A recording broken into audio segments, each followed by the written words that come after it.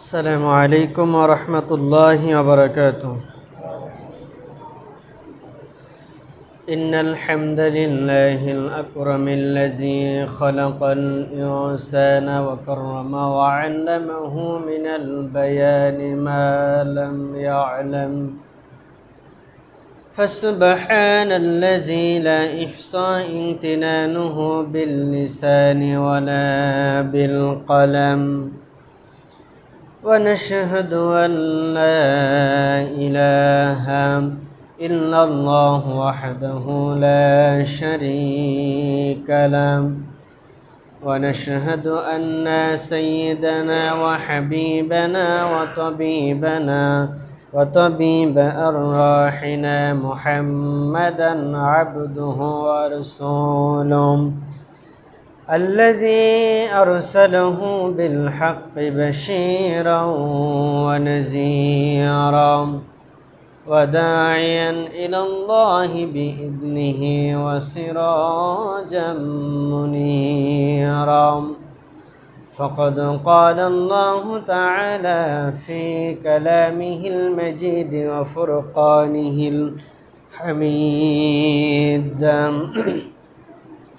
أعوذ بالله من الشيطان الرجيم. بسم الله الرحمن الرحيم.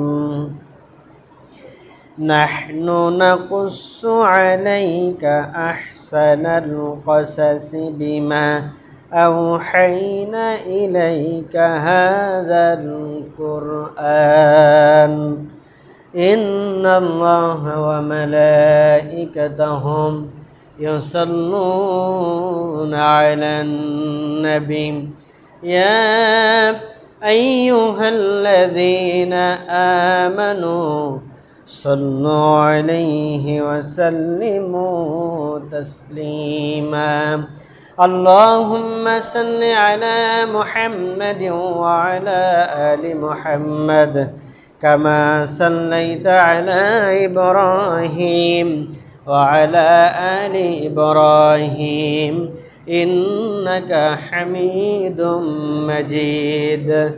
اللهم بارك على محمد وعلى آل محمد كما باركت على إبراهيم وعلى آل إبراهيم إنك حميد مجيد. بلغ العلا بكماله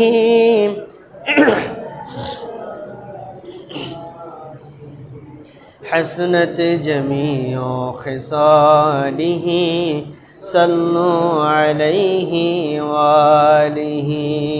بلغ العلا بكماله كشف الدجى بجماله حسنت جميع خصاله صلوا عليه وآله. আলহামদুলিল্লাহ, আমরা মহান আল্লাহ রাব্বুল আলামিনের দরবারে শুকরিয়া আদায় করছি যে আল্লাহ রাব্বুল আলামিন আমাদেরকে পবিত্র জুমার দিনে তার ঘর মসজিদে আসার এবং বসার তৌফিক দান করলেন। এই জন্য প্রাণ ভরে সবাই শুকরিয়া আদায় করছি, বলছি আলহামদুলিল্লাহ। দুরুদ ও সালাম বর্ষিত হোক তামাম বিশ্বের একমাত্র নেতা সৈয়দুল মুরসালিন জনাবে মুহাম্মদুর রাসূলুল্লাহ সাল্লাল্লাহু আলাইহি ওয়াসাল্লামের প্রতি। সম্মানিত হাজিরিন, আমি আপনাদের সামনে বিগত জুমা থেকে পবিত্র কালামুল্লাহ, শুধু কালামুল্লাহ নয়, পৃথিবীতে যত ভালো গল্প আছে, যত ভালো ঘটনা আছে, সব থেকে উত্তম ঘটনা যেটাকে বলা হয় আহসানুল কসাস সূরা ইউসুফ, এই সূরা ইউসুফ থেকে কথা বলতেছিলাম। আমরা আজ তার পরের থেকেই সূরা ইউসুফের মধ্যে দেখার চেষ্টা করব ইনশাআল্লাহ। আল্লাহ রাব্বুল আলামিন আমাদেরকে বাদবাকি কথাগুলো শোনার এবং বোঝার তৌফিক দান করেন, বলেন আমিন। আমরা বিগত জুমায় আলোচনা করেছিলাম যে ইউসুফ আলাইহিস সালামকে তার বাকি 10 ভাই কূপে ফেলার জন্য তার পিতা ইয়াকুব আলাইহিস সালামের সাথে সংলাপ করতেছিল, কথা বলতেছিল, যেন ইয়াকুব আলাইহিস সালাম অর্থাৎ তাদের পিতার থেকে তাদের ভাই ইউসুফকে তারা সাথে নিতে পারে। সেটা কিভাবে নিয়েছিল আর কি বলেছিল সেই সময়, সেই কথাটা আল্লাহ রাব্বুল আলামিন এখানে বলছেন। তারা বলেছিল, ক্বালা ইয়া আবানা মা লাকা লা তামান্না আলা ইউসুফা ওয়া ইন্না লাহু লানাসিহুন। হে আমাদের পিতা, আপনি ইউসুফকে আমাদের সাথে দেওয়ার জন্য ভালো মনে করেন না কেন? অর্থাৎ ইউসুফ আমাদের সাথে গেলে সেও ভালো থাকবে, কিন্তু সেটা আপনি করেন না কেন, মনে করেন না কেন? আমাদেরকে ইউসুফের শুভাকাঙ্ক্ষী মনে করেন না কেন? অথচ আমরা ইউসুফ আলাইহিস সালামকে, ইউসুফকে আমরা রক্ষণাবেক্ষণ করার জন্য নিয়োজিত আছি, সে তো আমাদের ভাই। তারা আরও বলল, আরসিলুহু মা'না, তাকে আমাদের সাথে পাঠিয়ে দেন আগামীকাল, গাদান, আগামীকাল, ইয়ারতাব, সে ফল কুড়াবে, ওয়ায়ালআব, সে খাবে, ওয়া ইন্না লাহু লাহাফিজুন, যদি কোনো বিপদ আপদ হয় তাহলে আমরা বাকি 10 ভাই তার হেফাজত করার দায়িত্ব গ্রহণ করলাম। অর্থাৎ পিতা, আপনি আমাদের সাথে ইউসুফকে পাঠিয়ে দেন, যদি পাঠিয়ে দেন তাহলে সে আমাদের সঙ্গে যাবে। আমরা যেমন খেলা করি মাঠে যেয়ে বকরি নিয়ে, বকরি চড়াতে গিয়ে, সেও তেমনিভাবে আমাদের সাথে খেলা করবে, সে ফল পাড়বে বাগান থেকে, সে খাবে। আর যদি আপনার পিতা ভয় হয় যে তারে কোনো ক্ষতি করবে কেউ, আমরা বলে দিচ্ছি ওয়া ইন্না লাহু লাহাফিজুন, আমরা তার হেফাজত করার দায়িত্বে আছি। এই কথা শোনার পরে পিতা বলল, ক্বালা ইন্নী লা ইয়াহজুনানি আন তাযবাহু বিহি ওয়া আখাফু আন ইয়াকুলুয যিবু ওয়া আনতুম আনহু গাফিলুন। তোমরা যখন তার সাথে করে নিয়ে যাবা, আমার মনে ভয় থাকবে কখন না জানি নেকড়ে তাকে খেয়ে ফেলবে। শুধু তাই নয়, নেকড়ে যখন খেয়ে ফেলবে তখন তোমরা কি করবা? ওয়া আনতুম আনহু গাফিলুন, তোমরা তার থেকে গাফেল হয়ে যাবা, যার কারণে তোমরা বুঝতে পারবা না কখন নেকড়ে তাকে খেয়ে ফেলবে। অর্থাৎ তোমরা যে ইউসুফকে চাচ্ছ আমার কাছে, আমি ভয় করি, আশঙ্কা বোধ করি ইউসুফকে যখন তোমরা তোমাদের সাথে নিয়ে যাবা তখন তোমাদের অগোচরে তোমরা জানতে পারবা না, হয়তো ইউসুফকে তারা নেকড়ে খেয়ে ফেলবে।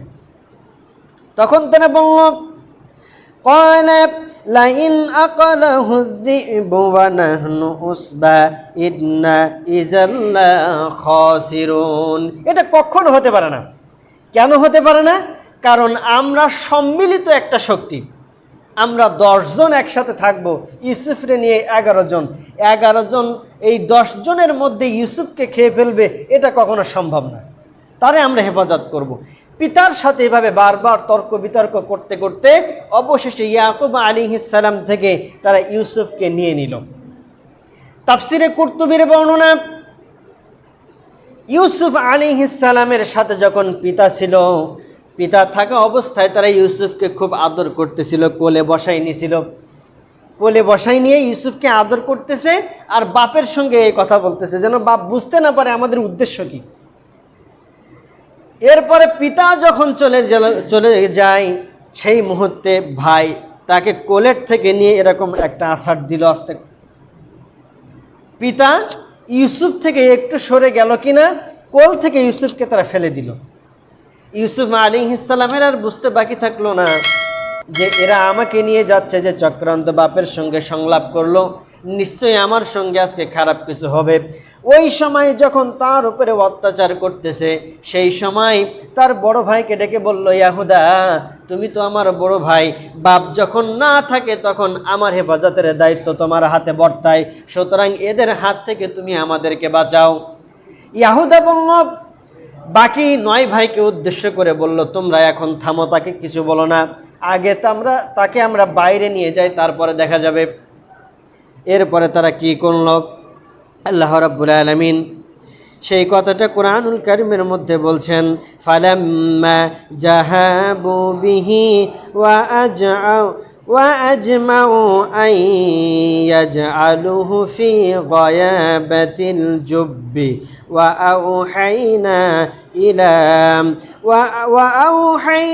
ইলাইহি লা তুনাব্বিয়ান্নাহুম বিআমরিহিম হাযা ওয়া হুম লা ইয়াশউরুন। এভাবে পিতার কাছ থেকে সংলাপের পর ইউসুফ আলাইহিস সালামকে যখন কূপের পাশে নিয়ে গেল, কূপের পাশে নিয়ে যাওয়ার পরে ইউসুফ আলাইহিস সালামকে যখন কূপের মধ্যে ফেলে দিচ্ছে, তখন ইউসুফ আলাইহিস সালামের গায়ের থেকে তারা জুব্বা কেড়ে নিচ্ছে। ইউসুফ আলাইহিস সালামের গায়ে যে জামা, ওই জামা বাকি 10 ভাই খুলে নিচ্ছে। তখন ইউসুফ আলাইহিস সালাম বলছেন, ভাই আমাকে তো এই কূপের মধ্যে ফেলে দিবা, আমি নিশ্চয়ই এই কূপের মধ্যে পড়ে মারা যাব, তবে কাপড়টা আমি তোমাদের কাছে দাবি করি, আমার গায়ের কাপড়টা আমার কাছে দাও। কারণ হলো, এই যে কূপের মধ্যে আমাকে ফেলতেছ, এই কূপটা আমার জন্য হবে কবর, আর যে জামাটা আমার কাছে থাকবে এটা আমার জন্য হবে কাফন। আমাকে যদি এই জামা সহ ফেলো তাহলে এটা আমার কাফন হিসাবে থাকবে। ভাই জামাটা খোলো না। জামা খোলার কি কারণ সেটা আসতেছে সামনে। এরপরে ইউসুফ আলাইহিস সালামকে যখন তারা কূপের মধ্যে ফেলে দিচ্ছে, আল্লাহ রাব্বুল আলামিন জিবরাইল আলাইহিস সালামকে পাঠিয়ে দিলেন। তাফসিরে কুরতুবির বর্ণনা, জিবরাইল আলাইহিস সালাম হযরতে মুহাম্মদ রাসূলুল্লাহ সাল্লাল্লাহু আলাইহি ওয়াসাল্লামের কাছে এসে একদিন বর্ণনা করলেন, ওগো আল্লাহর নবী, এই দুনিয়ার জমিনে আমি কোন নবীর কাছে এসেছি 5 বার, কোন নবীর কাছে এসেছি 6 বার, কোন নবীর কাছে 10 বার, 15 বার, কিন্তু আপনি বিশ্ব নবী মুহাম্মদ রাসূলুল্লাহ সাল্লাল্লাহু আলাইহি ওয়াসাল্লাম, আপনার কাছে এসেছি আবার আসবো 24,000 বার। সুবহানাল্লাহ। অন্য নবীর কাছে গেছে কয়বার? 10 বার, 15 বার, 20 বার। আর আমার নবী মুহাম্মদ রাসূলুল্লাহ সাল্লাল্লাহু আলাইহি ওয়াসাল্লামের কাছে জিবরাইল এসেছিল এবং আসবে কয়বার? 24,000 বার। জিবরাইল আলাইহিস সালাম বলছেন, ইয়া রাসূলুল্লাহ, ইতিপূর্বে আল্লাহর অর্ডার পাওয়ার সঙ্গে সঙ্গে এত দ্রুত আমি পৃথিবীতে আসি নাই। যেদিন আমি দেখেছিলাম ইউসুফ আলাইহিস সালামকে তার ভাইরা কূপের মধ্যে ফেলে দিচ্ছিল, ওই দিন 1 সেকেন্ডের 100 ভাগের 1 ভাগের মধ্যে আমি জিবরাইল আসমান থেকে হযরত ইউসুফের কূপের মধ্যে অবস্থান করেছিলাম। 1 সেকেন্ডের 100 ভাগের 1 ভাগ সময় লাগছিল আমার। তার মধ্যে আমি আসমান থেকে জমিনে গিয়ে হযরত ইউসুফকে কোলে করে নিলাম, এমনভাবে মা যেমন তার সন্তানকে কোলে নেয়। সুবহানাল্লাহ। ইউসুফ আলাইহিস সালামকে বললেন, ইউসুফ আলাইহিস সালাম কান্নাকাটি করতেছেন, ছোট্ট মানুষ। হযরতে জিবরাইল আলাইহিস সালাম তাকে বসালেন, চোখের পানি মুছে দিলেন এবং বললেন, ও ইউসুফ, শুনে রাখো, আমি আসমান থেকে এসেছি, আমি দেখে এসেছি আসমানের ফেরেশতা তোমার এই ঘটনা দেখে কাঁদতেছে। আসমানের যত ফেরেশতা আছে তারাও তোমার এই ঘটনা দেখে কান্নাকাটি করতেছে। তবে ইউসুফ, তোমাকে আমি একটা ভবিষ্যৎবাণী আজকে করে গেলাম, পৃথিবীর বাতাস সবসময় একদিক থেকে বয় না, এই পৃথিবীর বাতাস কিন্তু কখনো কখনো উল্টে যায়। আজকে যারা তোমাকে চরম অন্যায় করে, চরম নির্যাতন করে তোমাকে কূপের মধ্যে ফেলে দিচ্ছে, একদিন এরাই তোমার সামনে গিয়ে এতিমের মতো, ভিক্ষুকের মতো তোমার দরবারে দাঁড়িয়ে যাবে। এটা পৃথিবী প্রমাণ। দেখেন, বাতাস কিন্তু সবসময় একদিক থেকে হয় না। এই পৃথিবীতে ফেরাউন ছিল, ফেরাউনের সময় যখন শেষ হয়ে গেছে, মুসার সময় যখন আসছে, ফেরাউনকে তখন ডুবে মরা লাগছে। নমরুদ যখন হযরত ইব্রাহিম আলাইহিস সালামের প্রতি অত্যাচার করেছে, সেই সময় ইব্রাহিম আলাইহিস সালামের সময় যখন আসলো, নমরুদকে তখন জুতার বাড়ি খেয়ে দুনিয়া থেকে বিদায় হতে হয়েছে। মুহাম্মদ সাল্লাল্লাহু আলাইহি ওয়াসাল্লামের সময় আমরা দেখতে পাই, আবু জাহেলের সময় যখন ছিল, মুহাম্মদ সাল্লাল্লাহু আলাইহি ওয়াসাল্লামের প্রতি কত নির্যাতন করল। আবার যখন মুহাম্মদ সাল্লাল্লাহু আলাইহি ওয়াসাল্লামের সময় আসলো বদরের যুদ্ধে, তখন আবু জাহেলকে 2টা নাবালক বাচ্চা দুনিয়া থেকে বিদায় করে দিয়েছিল। এর জন্য সময় সবসময় একদিক থেকে যায় না, এটা পরিবর্তন হয়, আমাদের এটা খেয়াল রাখা উচিত। ইউসুফ আলাইহিস সালামকে সান্ত্বনা দিচ্ছে আর বলতেছে, ইউসুফ টেনশন করো না, এখানে থাকো, তবে তোমাকে ভবিষ্যৎবাণী করলাম বাতাস সবসময় একদিক থেকে আসে না, এই বাতাস পরিবর্তন হয়। এবার ইউসুফ আলাইহিস সালামকে তারা ওই কূপের মধ্যে ফেলে দিয়ে তারা রাতে কান্নাকাটি করতে করতে আল্লাহর কাছে, তারা পিতার কাছে চলে গেল। তারা বলল, আল্লাহ রাব্বুল আলামিন বলেন, ওয়াজাউ আবাউহুম ইশাআন ইয়াবকুন, এশার সময় বা তার একটু আগে অথবা পরে রাত কিছুটা হলে তারা পিতার কাছে চলে গেল।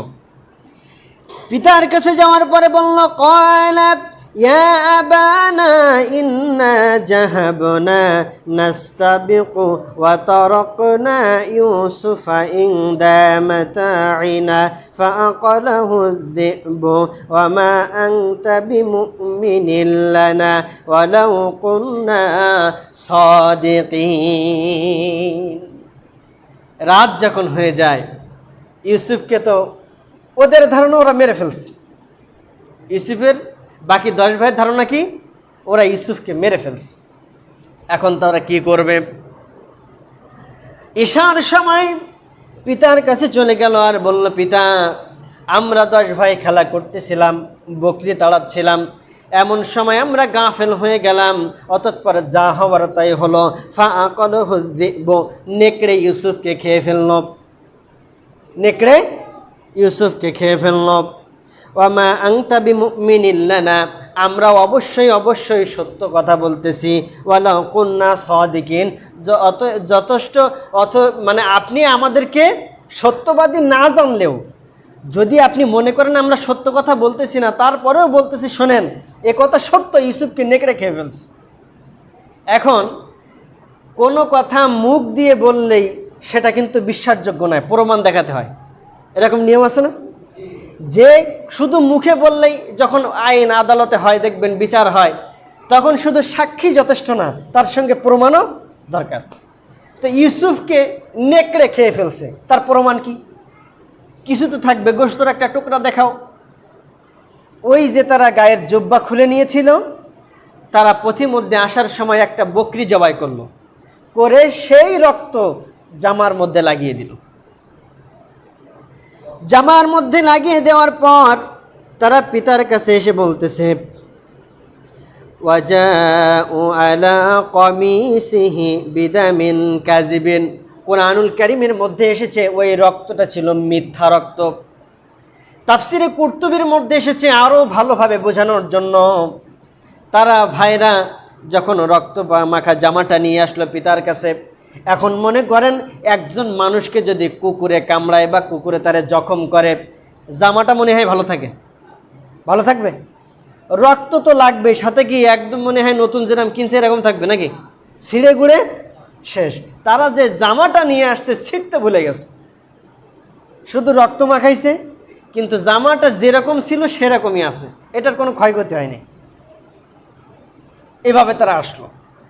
আসার পরে পিতা যখন বুঝতে পারলো আমার সন্তানেরা মিথ্যা কথা বলতেছে আর মিথ্যা রক্ত লাগিয়ে আনছে, তখন পিতা বলল, ফাসবরুন জামিল, এমতো অবস্থায় তোমরা আমাকে মিথ্যা কথা বলতেছো আমি জানি, তবে এমতো অবস্থায় আমি আল্লাহর উপরে উত্তম ধৈর্য ধারণ করলাম। ধৈর্য ধারণ করা ছাড়া আমার আর কোনো পথ নাই এই সময়। অতঃপর তারা যখন ইউসুফ আলাইহিস সালামকে কূপের মধ্যে ফেলে রাখে আসলো, তখন আল্লাহ রাব্বুল আলামিন বলেন, ওয়াজাআত সাইয়ারাতুন ফাআরসিলু ওয়ারিদাহুম ফাদাল্লু ক্বালা ইয়া বুশরা হাযা গুলাম। যে কূপের মধ্যে ফেলছে, বণিকরা, ব্যবসায়ীরা, মিশরের ব্যবসায়ী, তারা ওই পথ দিয়ে বিভিন্ন দেশে যেত ব্যবসা করতে। যখন ওই পথ দিয়ে তারা হেঁটে যাচ্ছে, এমন সময় তাদের প্রচণ্ড পরিমাণে তৃষ্ণা পেল। আরেকটা বর্ণনায় আসছে তাদের মধ্যে এমন একজন বৃদ্ধ মানুষ ছিল যে হাঁটতে তো পারতেছিল না, আরও পানির তৃষ্ণায় খুব কাতর হয়ে গেছে, এত পরিমাণ পানির তৃষ্ণা পেয়েছে। ওই বৃদ্ধের জন্য অথবা তাদের সবার জন্য পানি নেওয়ার জন্য ওই কূপে যাচ্ছে। তখন তাদের মধ্যে একজন লোক ছিল, তার নাম হচ্ছে মালিক ইবনে জার। সে বলতেছে, আমি এই পথ দিয়ে বহু বছর গেছি, তোমরা যে কূপটার দিকে যাচ্ছ ওই কূপের পানি খুবই তিক্ত, খাওয়া যায় না, সুতরাং তোমরা শুধু শুধু ওই কূপে যেও না। এখন এই যে বৃদ্ধ মানুষটা প্রায় মৃত অবস্থায়, মারা যাবে, তারা বলল, হোক না তিক্ত, সে তো হয়তো মারা যাইতে পারে, আমরা তাকে একটু পানি এনে পান করাই, তিক্ত পানি হোক, মরার আগে একটু পানি খাওয়াই।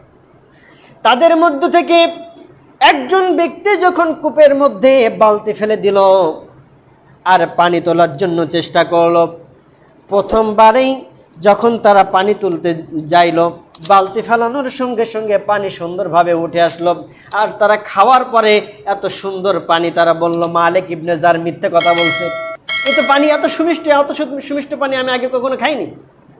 তাদের মধ্যে যে প্রথম কুয়ার মধ্যে বালতি ফেলছে, বালতি উঠানোর পর মালিক ওই পানি খাওয়ার পরে মালিক ইবনে জার যে বলেছিল এই পানি তিক্ত, খাওয়া যায় না, তাকে উদ্দেশ্য করে বলতেছে, আপনি মিথ্যা কথা বলছেন, এই যে পানি এত সুমিষ্ট। তাফসিরে কুরতুবীর বর্ণনা, ইউসুফ আলাইহিস সালামকে কুয়ার মধ্যে ফেলে দেওয়ার কারণে আল্লাহ রাব্বুল আলামিন ওই পানিকে সুমিষ্টভাবে পরিণত করে দিয়েছে। দ্বিতীয়বার আবার যখন পানি নেওয়ার জন্য কূপে বালতি ফেলে দিল, আল্লাহ রাব্বুল আলামিনের হুকুমে ইউসুফ আলাইহিস সালামের বালতির দড়ি ধরে এবার আস্তে আস্তে উপরে উঠতেছে। যে ব্যক্তি পানি নেওয়ার জন্য বালতিটার দড়ি ধরে টান দিতেছে, দেওয়ার পরে যখন বাচ্চাটাকে দেখতে পেল, আস্তে করে তুলে তার ভাষাটা আল্লাহ রাব্বুল আলামিন কোরআনের মধ্যে সেভ করে দিয়েছেন। ওই ব্যক্তি বলছে, ইয়া বুশরা হাযা গোলাম, সুসংবাদ সুসংবাদ, এ কত সুন্দর গোলাম, সুবহানাল্লাহ। বালকটাকে পেয়ে, ইউসুফ আলাইহিস সালামকে পেয়ে তারা দেখলো মুহাম্মদ রাসূলুল্লাহ সাল্লাল্লাহু আলাইহি ওয়াসাল্লাম বর্ণনা করেন, সাহাবীদের বর্ণনা করতেছেন, আয়েশা রাদিয়াল্লাহু তাআলা কেউ বলেন, ও আয়েশা, মিরাজের রাত্রে আমি জান্নাত দেখেছি, জাহান্নাম দেখেছি, আমি অনেক নবী রাসূলদের সঙ্গে সাক্ষাৎ করেছি, তবে তার মধ্যে আমার এক ভাই ইউসুফ আলাইহিস সালামের সঙ্গে দেখা করেছিলাম। বিশ্বাস করবা কিনা জানি না, আমার মনে হলো গোটা দুনিয়ার অর্ধেক সৌন্দর্য আল্লাহ রাব্বুল আলামিন ইউসুফ আলাইহিস সালামকে দিয়ে দিয়েছে। এত সুন্দর সৌন্দর্য ইউসুফ আলাইহিস সালামের ছিল। এবার ইউসুফ আলাইহিস সালামকে তারা যখন তুলে নিল, নেওয়ার পরে তারা বারবার বলতে লাগলো, ইয়া বুশরা হাযা গোলাম, সুসংবাদ সুসংবাদ, কত সুন্দর গোলাম। এখন দূর থেকে ভাইরা দেখতে পেল ওই যে ইউসুফকে তুলে কারা যেন নিয়ে যায়। এখন ভাইদের ধারণা, যদি আমরা এখন ছেড়ে দিই আর ইউসুফ যদি বাড়ি গিয়ে বাবার সঙ্গে নালিশ করে, আমও যাবে সালাও যাবে। এই যে বাপরে বলছি ইউসুফ মারা গেছে, এখন যদি ইউসুফ কোনো রকমে বাড়িতে চলে যায়, তাহলে পিতা জিজ্ঞেস করবে ইউসুফ কি হয়েছিল, আর ও যখন সত্য কথা বলবে আমাদের পিঠের চামড়া একটারও এক জায়গায় থাকবে না। তখন কি করা যায়? ওই যারা ইউসুফ আলাইহিস সালামকে পেল তাদের সঙ্গে এবার তাদের সংলাপ হচ্ছে, ভাইদের সঙ্গে যারা পাইছে তারা খুব অল্প দামে, সে কথাটাও কোরআনুল কারীমের মধ্যে আল্লাহ রাব্বুল আলামিন বলছেন। ইউসুফকে যখন তারা পেল, ভাইরা তার কাছে গিয়ে বলতেছে, এত সোজা না, তোমরা যে তাকে নিয়ে যাচ্ছ, আমাদের এরিয়ার থেকে কোনো কাউকে নিয়ে যেতে হলে ভ্যাট দেওয়া লাগে, ট্যাক্স দেওয়া লাগে। আমাদের এলাকা থেকে যদি কাউরে নিয়ে যাও তাহলে আমাদেরকে ভ্যাট দিতে হবে, তারপরে নিয়ে যাবা। কত চাও তোমরা? তাফসিরে কুরতুবীর মধ্যে আসছে, সামান্যতম হয়তোবা সর্বোচ্চ 10 দিরহাম, মানে 10 টাকা। সেই সময় 10 টাকা দিয়ে ইউসুফকে তারা বিক্রি করে দিল। এই যখন দর কষাকষি হচ্ছে, তখন তারা বলল, ঠিক আছে, আমরা 10 দিরহামে বিক্রি করতে রাজি আছি, তবে আমাদের শর্ত আছে 2টা। আমাদের 2টা শর্তের 1 নম্বর শর্ত হলো, এই ইউসুফকে যখন নিয়ে যাবা, এই গোলামকে যখন নিয়ে যাবা, তখন তারা হাতটাকে বেঁধে নিবা, যেন কোনোভাবে পালাইতে না পারে, হাত পা বেঁধে তারপর নিয়ে যেতে হবে। আর 2 নম্বর শর্ত হলো, এই ইউসুফকে এমন একটা জায়গায় নিয়ে যাওয়া যেখান থেকে কোনো দিন আর এখানে আসতে পারবে না। সত্যিও তাই, এমন জায়গায় নিয়ে গেছিল যেখান থেকে আসতে সময় লাগে 1 মাস। কয় মাস? এটা আমি প্রথম দিন বলছিলাম যে মিশর থেকে এই যে ফিলিস্তিন পর্যন্ত এই পুরা জায়গাটা তৎকালীন সময়ে সব থেকে দ্রুতগামী ঘোড়া দিয়ে যাইতেও সময় লাগতো মিনিমাম 1 মাস। এরপরে তারা ইউসুফ আলাইহিস সালামকে ভাইদের অনুকূল থেকে নিয়ে যাচ্ছে। ইউসুফ আলাইহিস সালামের হাত এবং পা বেঁধে বেঁধে তখন তারা নিয়ে যাচ্ছে। কিছু দূরে যাওয়ার পরে ইউসুফ আলাইহিস সালাম দেখলেন ওই যে মা রাহেলার কবর দেখা যায়। ইউসুফ আলাইহিস সালামের মার কবর দেখা যাচ্ছে। কোনো রকম উটের পিঠ থেকে নেমে গড়াগড়ি দিয়ে মায়ের কবরের পাশে গিয়ে বলতেছে, মা একবার তুই চোখ খুলে দেখ, একবার মাটির উপরে এসে দেখ তোর ইউসুফের আজকে কি অবস্থা। আজকে কত বছর আমাদের ছেড়ে চলে গেলি, আমার ভাইটাও ঠিক মতো আদর পেল না, মা একটু উঠে দেখ আমার তোর ইউসুফের অবস্থা কি। এরকম বলতেছে। তখন তাদের মধ্যে একজন বলতেছে, ইউসুফকে ধরে নিয়ে আসো, ও পালাচ্ছে। তাদের ধারণা ইউসুফ পালাই যাচ্ছে, ওরে ধরে নিয়ে আস। যখন ধরে নিয়ে আসলো, ইউসুফকে ধরে নিয়ে আসার পরে তারা কিছুক্ষণ ইউসুফকে হালকা পাতলা মারধর করতে লাগলো। হঠাৎ দেখলো আকাশটা মেঘলা হয়ে গেছে। আকাশটা মেঘলা হয়ে গেছে যেন একটু ভাবেই ঝড় তৈরি হবে। ইউসুফ আলাইহিস সালাম মনে মনে আবার কি বললেন, সঙ্গে সঙ্গে আকাশ পরিষ্কার হয়ে গেল। এই লোকটা, একজন লোক ইউসুফ আলাইহিস সালামের এই কর্মকাণ্ড দেখে বলল, খবরদার ওই যুবকের গায়ে আর হাত দিও না, ওই বাচ্চার গায়ে হাত দিও না, কারণ আমি দেখেছি সে মুখে কি যেন বলল, আকাশটা কালো হয়ে গেল। আবার মুখে কি বলল, বলতে যতক্ষণ দেরি আকাশ পরিষ্কার হতে আর দেরি হলো না। খবরদার খবরদার এর গায়ে হাত দিও না। শুধু তাই নয়, যখন ওই যে বৃদ্ধ মানুষ যে উঠতেও পারতেছে না, মারা যাবে যাবে ভাব, ওই ব্যক্তির গায়ে একটু স্পর্শ করলো, ওই ব্যক্তিকে হালকা পাতলা সেবা যত্ন করলো, ওই লোক এবার গাড়ি টানতেছে। উঠে রশি ধরছে ওই বৃদ্ধ, জিজ্ঞেস করতেছে, আপনি কিভাবে এত সুস্থ হলেন? কই জানি না, ওই যুবকটা আমার একটু খেদমত করলো, ওই বাচ্চাটা একটু আমার সেবা করলো, আর আমার শরীর যেন চাঙ্গা হয়ে গেল। সম্মানিত হাজিরিন, এভাবে নবীদেরকে আল্লাহ রাব্বুল আলামিন সেভ করেছেন। আজকে সময় যেহেতু শেষ, আমরা এর পরের থেকে ইউসুফ আলাইহিস সালামকে মিশরে নিয়ে গিয়ে কিভাবে ইউসুফ আলাইহিস সালামের তারা বিক্রি করেছিল, তাকে কিনে কিভাবে পরিচর্যা করা হয়েছিল, সে বিষয়ে আমরা পরবর্তী জুমায় আলোচনা করব ইনশাআল্লাহ। আল্লাহ রাব্বুল আলামিন আমাদেরকে তৌফিক দান করুক। ওয়া আখিরি দাওয়ানা আলহামদুলিল্লাহি রাব্বিল আলামিন। আসসালামু আলাইকুম ওয়া রাহমাতুল্লাহি ওয়া বারাকাতুহু।